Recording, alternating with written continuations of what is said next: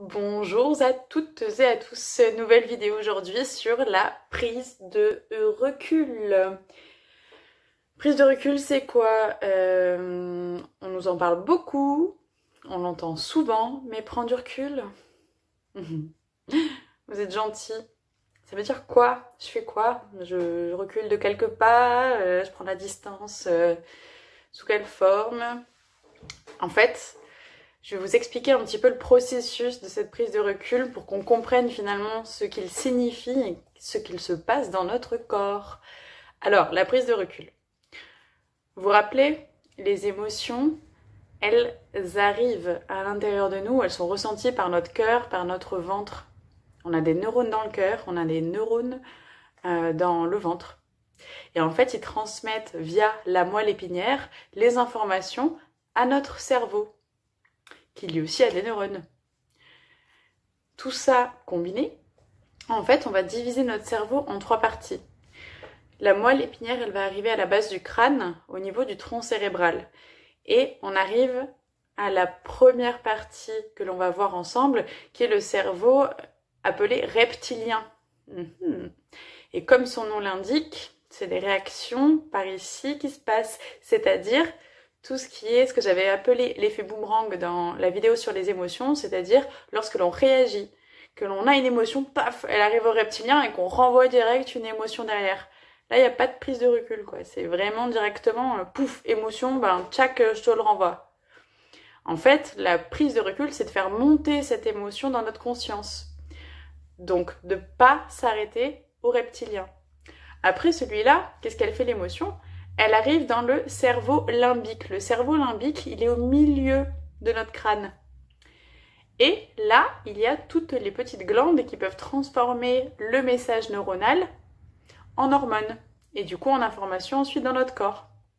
Ce qui reste pas mal de temps. Donc c'est intéressant de recevoir l'émotion et de ne pas la garder en tant que telle pour pas avoir trop de création hormonale qui pourrait ne pas être bonne, notamment avec la colère.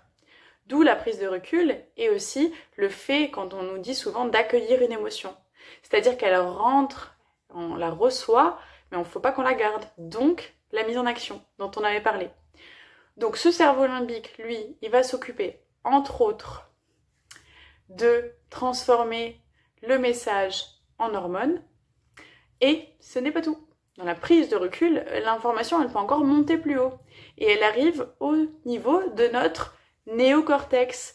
C'est la plupart du temps de ce cerveau-là dont on parle. C'est le fameux cerveau droit, cerveau gauche. Créativité, mathématiques, logique.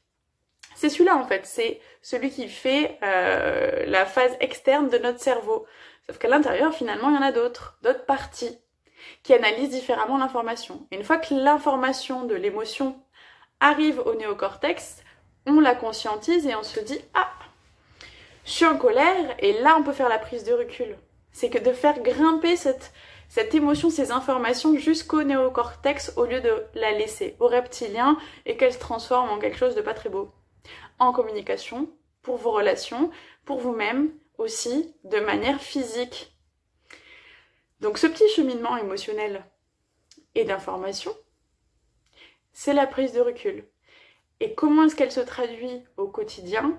C'est lorsque l'on reçoit une information ou une émotion, on se permet de prendre le temps de la conscientiser, de se dire « Ok, cet événement m'a rendu triste, je ne vais pas rester bloquée dans ma tristesse, donc je vais par exemple parler à la personne qui m'a rendu triste, mais d'abord on a un travail personnel à faire pour soi. Pourquoi est-ce que l'on est triste ? Qu'est-ce qui a fait que l'on se sent triste ? Les événements factuels. Et pour qu'ils soient factuels, il faut un petit peu de temps. On ne peut pas réagir tout de suite. Là aussi, il y a de la prise de recul. Ça demande un minimum de patience et de compréhension.